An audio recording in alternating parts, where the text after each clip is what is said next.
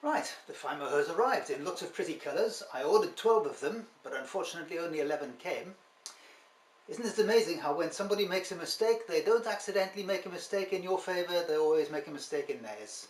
However, bear in mind that I have never done this before, so anything can happen. Here's all the Fimo blocks that have arrived. As you see, they're in little square blocks, and they're wrapped in cellophane, but they're just like plasticine inside. Here's one that I've already opened, and I'm going to roll that out. This here, by the way, is just it's flexible. It's a piece of like plastic kitchen cutting board. It's made of a very slippery sort of plastic, so I hope it's going to be good for this. And I didn't have a rolling pin, so I've adapted a bottle.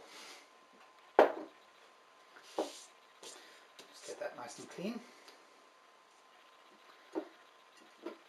Right then.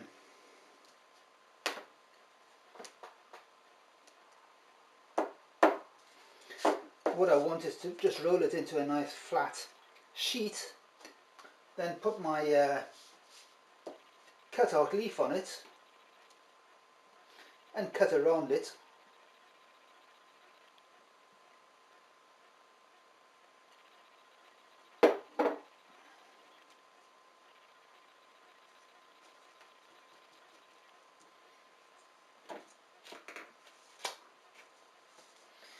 Now where's my number 1 leaf?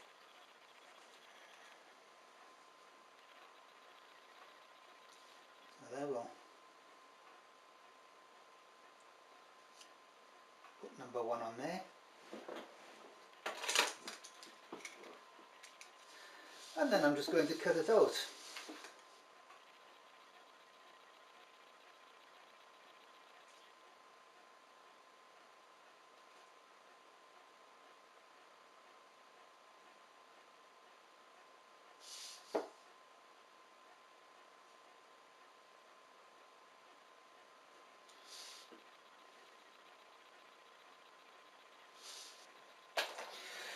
Now, this leaf is going to get a caterpillar on it. There's the original drawing, and as you see there, the caterpillar on the leaf. So I've got to make the caterpillar.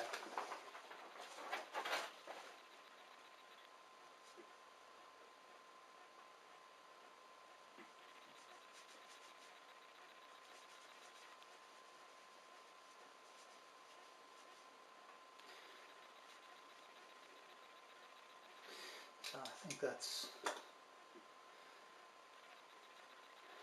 probably about the right proportion. He's not going to be as long as that, so we'll just get rid of most of him.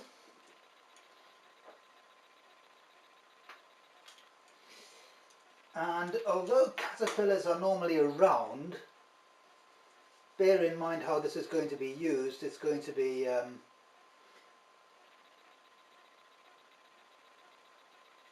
carving, so I probably don't want him to stand up that high. So I think I'm just going to flatten him a bit, cut a piece off him. Probably not quite in half, but size him down fairly significantly.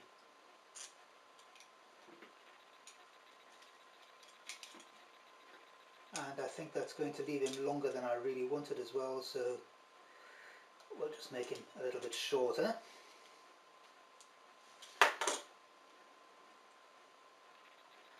Just smooth the front of him a bit so as we can make a sort of head on him.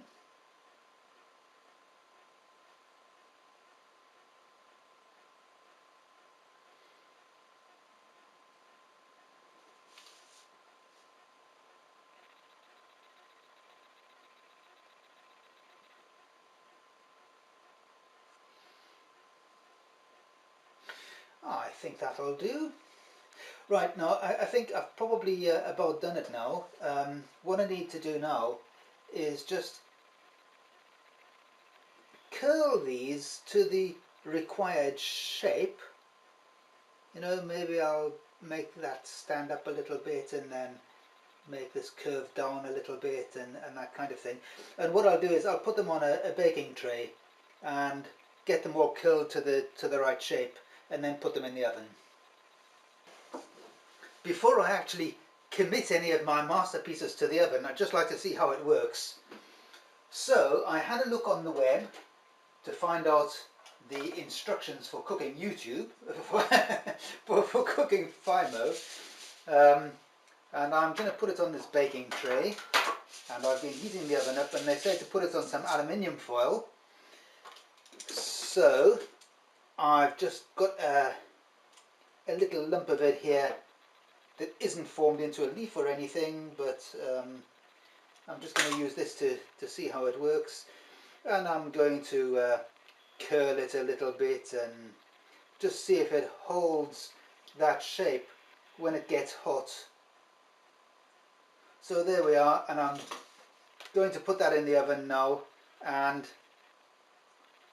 I'll let you know how it goes.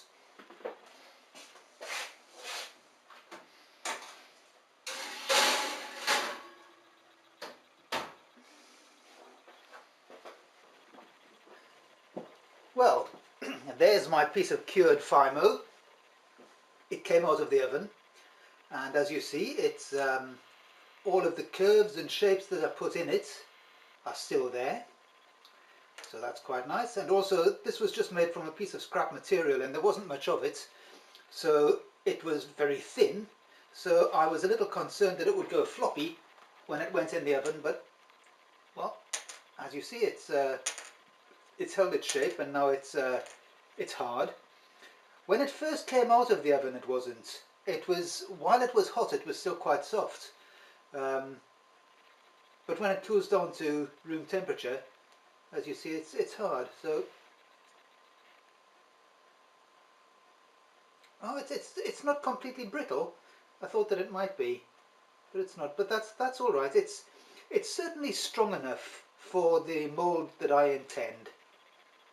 So now I'm going to take my masterpieces and curl them up a little bit and stick them in the oven and let them bake as well. There's one little remark to make, bearing in mind that this is going to be the prototype for a carving that I'm going to make. We've got to think about what the carving is going to be. Just let me zoom in on this a bit.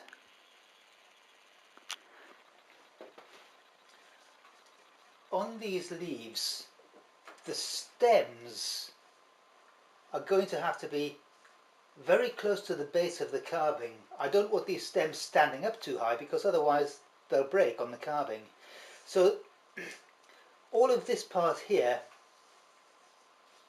all the part that is not leaves, will be taken down to a base level, and the leaves will stand proud of that, and everything else, the grapes and the rest of it. But these stems have to be very close to that base level, because otherwise they'll break. So when I come to curl the leaves, the part that joins onto the stem is going to have to be curved down, so that that will actually be touching the base level, and the rest of it can't stand higher than that. But yeah, just a little remark. Well, here are the 5 leaves I've made so far.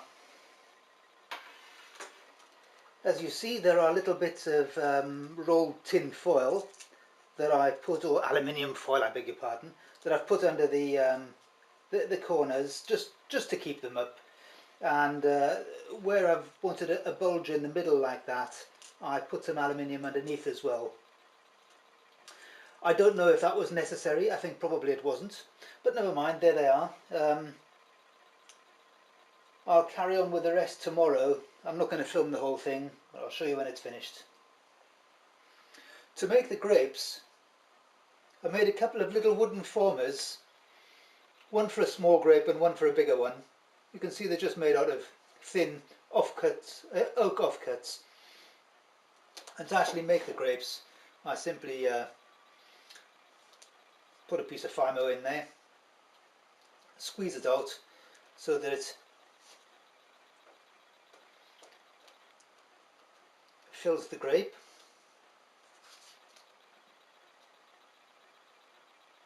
And there's a grape. It's got straight sides on it. It's not rounded like a grape is, this way. But that doesn't matter. The copy carver won't be able to copy that sort of detail in any case. I'll just put the grapes all next to each other for the bottom layer, and then more on top and more on top of those. And to round them off, I'll simply do that with a wood chisel when it's finished. I just did a little experiment that I thought was quite interesting. You remember this little piece of Fimo that I curled and cooked earlier? Well, I decided to see if I could warm it up and rebend it. Now you bake it at 110 degrees, so I figured that if I just put some boiling water on it, that would be fairly close to the right temperature and should soften it. So I put some boiling water on it. Just give it time to warm up. It's just very thin, so it should warm through very quickly.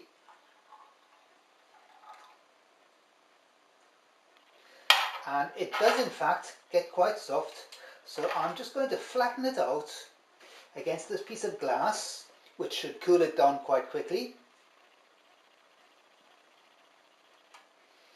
And it does, it cools it down, and there it is, it's nice and flat. Look at that. It's nearly flat anyway. But here's the interesting thing. It remembers what shape it was. So if I put it back in there, it remembers the shape that it was when it was cooked. So if I put it in there and I heat it up again,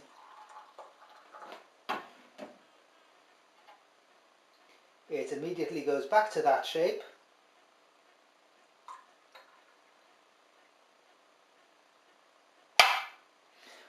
And there it is, with all the same curls in it again. See that? So that's the shape it was in when I first cooked it. So, well, in case you're interested, it's an interesting little fact. And here's the completed prototype. The arch on the top and also the step on the bottom of the board have been made from separate pieces of wood and then glued on. And the rest of it, as you see, is the leaves, the grapes, etc., all glued into place using contact adhesive and ready to be copied.